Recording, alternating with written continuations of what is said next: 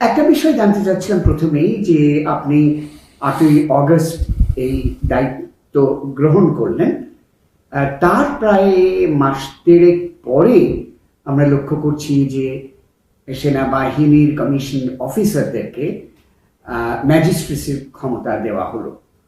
তো সেটার প্রয়োজনীয়তা কেন অনুভব করলেন?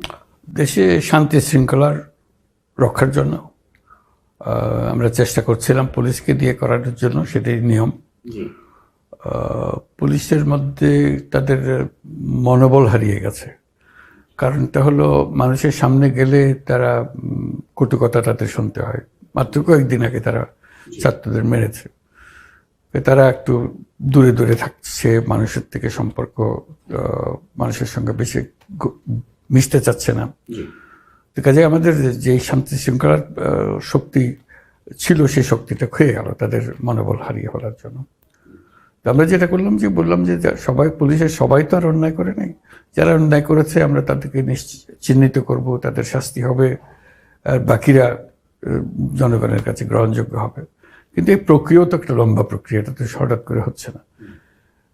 ইতিমধ্যে কিন্তু শান্তি শৃঙ্খলা বিঘ্নিত হচ্ছে, নানা রকমের বিশৃঙ্খলার সৃষ্টি হচ্ছে, সমাবেশ হচ্ছে। তাতে আমরা বিশেষ করে আমাদের পোশাক শিল্প কারখানাগুলোতে শ্রমিকদের অসন্তোষ দেখা গেল।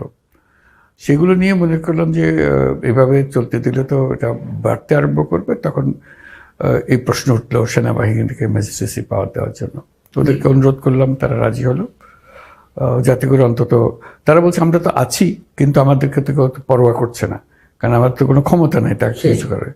তো আমাদের একটা ক্ষমতা থাকলে তারা আমাদেরকে হয়তো গণ্য করবে যে না, ওরা আমাদের ক্ষতি করতে পারে।